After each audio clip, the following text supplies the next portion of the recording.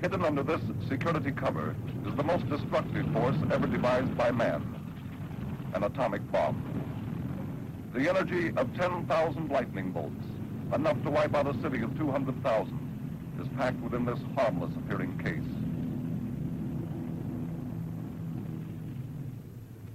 So, with healthy respect and cool efficiency, the weapon is hoisted into the bomb bay of a B-36.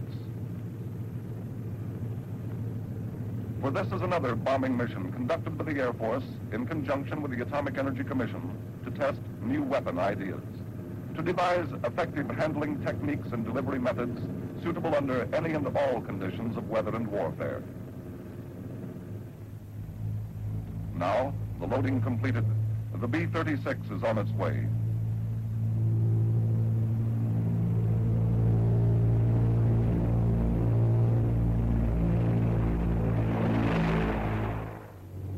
Over the Pacific, the plane climbs to cruising altitude. We will join it again on its bombing run during this test mission. Tests such as this are vital to the security and defense of our nation, for bombs are useless unless they can be delivered on targets. And therefore, air delivery of atomic bombs is one of the main responsibilities of the Air Force, particularly of the Strategic Air Command and the Tactical Air Command. Today, the Strategic Air Command, with its medium and heavy bombers, can carry atomic missiles to the heart of an enemy country anywhere in the world. For example, a B-29 can easily fly from Omaha to England non-stop, a distance of approximately 3,400 nautical miles. The B-29 medium bomber is one of the workhorses of the strategic bombing fleet. Developed from the flying fortress of World War II, and the B-29 was the backbone of the heavy bombardment fleet in the war against Japan, and also was seen at yeoman service in Korea. It can carry a 60-inch atomic weapon and bomb targets at a speed of 300 knots from 30,000 feet. With in-flight refueling now available, far distant targets come within range of the B-29. An improved version of the B-29 is the B-50, designed to go higher and farther. The tall vertical tail surface on the B-50 and the large oil coolers beneath the 3,500 horsepower engines permit easy identification of this plane. Since all B-50s are equipped for in-flight refueling, they also are potential intercontinental bombers. In fact, the B-50 Lucky Lady flew around the world non-stop in 4 days by means of this technique. And as for atomic bomb delivery, the B-50 can carry a 60-inch atomic weapon approximately 4,000 nautical miles at 300 knots and bomb effectively from 35,000 feet. During World War II, when the possible loss of bombing bases close to Europe was considered, plans were prepared for a giant of a plane weighing 180 tons. And this was the B-36, capable of making a round-trip non-stop combat mission to Europe or a straight-line flight to India, a range of more than 8,500 nautical miles. The B-36 is manned by a crew of 16. It has 4 jet engines in twin pods on each wing for takeoff and climb power, plus 6 conventional engines giving it 42,000 horsepower and an operating ceiling of 53,000 feet. On one endurance mission, a B-36 was in the air for 51 hours of continuous flight on a fuel load of 22,000 gallons, the equivalent of 2 tank cars.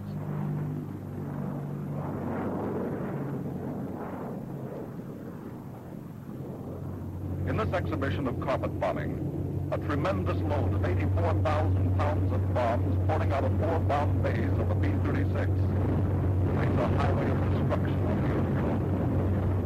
Multiply this 4,000 times to get the idea of the wallop packed in only 2 60-inch atomic bombs, which can be delivered easily by a modified B-36. But the rapid advance of high-speed jet fighter planes necessitated the development of jet bombers, the first of which is the B-47, an all-jet plane with swept-back wings, powered by 6 jets with a single and a twin pod on each wing. And the B-47 replaces the B-29 and has a range of 3,400 nautical miles. For longer missions, in-flight refueling is required, and for this purpose, the KC-97 is used. The B-47 can carry one 60-inch atomic bomb and is capable of a speed of 550 knots at 40,000 feet.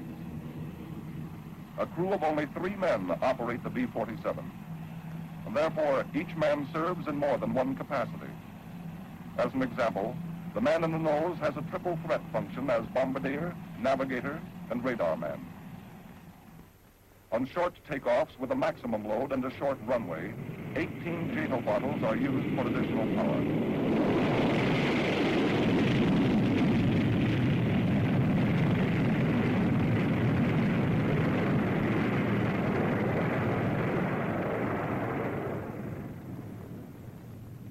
And speaking of power, the greatest of all jet bombers is the new B-52, with 8 improved-type jet engines giving it a phenomenal range and load capacity. In a functional sense, the B-52 replaces the B-36. It has a speed of 550 knots and can carry 2 of the 60-inch weapons.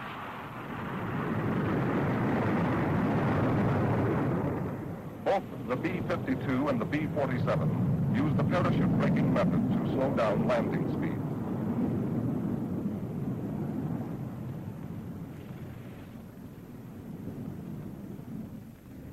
When it comes to just transporting bombs, the record is held without question by the C-124, which can carry 4 of the fully packaged 60-inch bombs from stockpile to forward sites, either transcontinental or transoceanic. It was a C-124 delivery such as this that brought the atomic weapon, now in the bomb bay of the B-36, at this moment high in the sky over the Pacific, on its way to the target area. Final preparations for the drop are underway. Dog 1 to destiny control.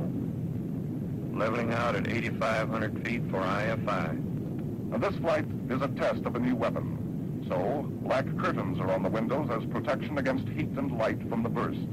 To permit in-flight insertion of the weapon, the B-36 holds a flight pattern at an altitude of 8,500 feet. AC to weaponeer. How's the IFI coming along? Weaponeer to aircraft commander. IFI proceeding satisfactorily. In-flight insertion is an exacting job that calls for calm efficiency. It is performed at a lower altitude to eliminate the hampering of oxygen equipment. Weaponeer to aircraft commander. IFI completed. AC to engineer. Set climb power. Now, the B-36 climbs to bombing altitude. The weapon is armed, and until it is dropped, the arming and firing circuits are monitored continuously. A short time later, after a final report on winds and weather, the B-36, now at bombing altitude, starts its final run. Radar to AC. Approaching target area.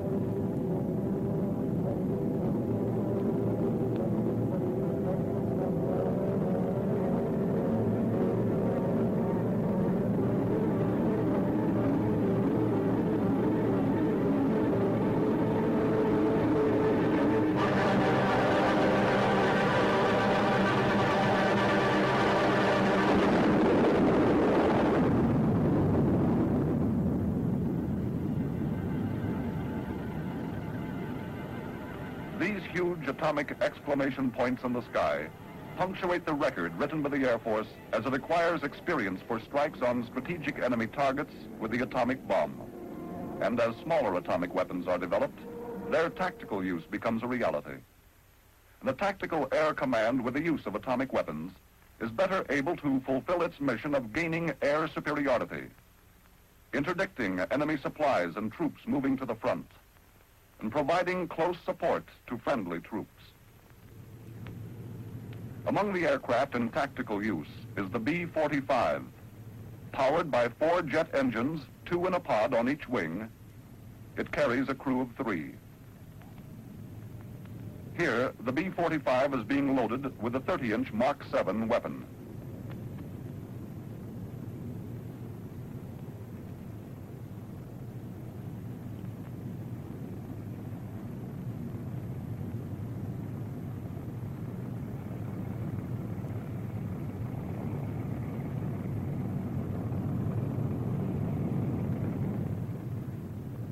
The B-45 is equipped with the Norden visual bomb sight, the Q-24 radar sight, or SHORAN, and has shown phenomenal accuracy in bomb drops.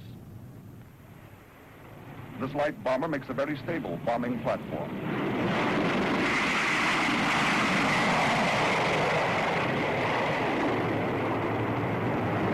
Another plane of the Tactical Striking Force is the B-57, assigned to the night intruder wings as a nighttime extension of the day fighter-bomber capability. A plane of this type made a round-trip crossing of the Atlantic Ocean, enabling its crew to have breakfast in England, lunch in Newfoundland, and tea again in England. Equipped with SHORAN, or guided by MSQ-1 radar, the B-57 can deliver a 30-inch atomic weapon to tactical targets at night and in bad weather. For a jet plane, it has a very fast takeoff and very low landing speed. It has over a 2,000 nautical mile range at 500 knots. When it comes to speed, of course, the now you hear them, now they're gone jet fighters are supreme, with speeds that exceed 600 knots. These high speeds greatly increase the effectiveness of jet fighters, particularly in executing tactical missions within 500 miles of the front lines. By means of in-flight refueling, normal operating range of jet fighters can be extended considerably. Using in-flight refueling techniques, complete squadrons of F-84s have flown over the Pacific to Japan. And of course, the same technique permits the F-84 to be used as escort for long-range strategic daylight missions. In addition to functioning as a fighter escort and fighter interceptor, the F-84 and the F-86, which showed up so well against the MiG-15 in Korea, can operate now with great effectiveness as fighter bombers on tactical objectives. To the devastating effect of machine guns, rockets, conventional bombs, and napalm, can now be added the vastly greater destruction of a tactical atomic bomb. This small weapon, externally carried, can be delivered either by conventional dive bombing or by the newly developed low-altitude bombing system, the LABS method. In this system, the aircraft comes in on deck at a predetermined speed over an initial point, which is a known distance from the target. Over this initial point, a computer is started which tells the pilot when to go into his 4G pull-up. In this pull-up, when the aircraft reaches the predetermined angle with a horizontal, the bomb is automatically released.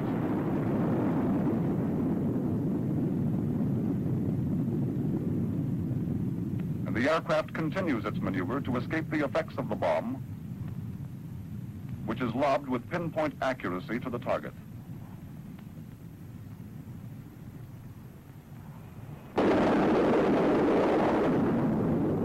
And so this atomic cloud is a symbol of Air Force capability. A capability to strike with a wide choice of aircraft, from long-range bombers to speedy jet fighters. A capability to deliver with a variety of methods, the entire family of atomic weapons, whenever and wherever necessary. A capability to guard with its atomic arm the welfare and security of our country.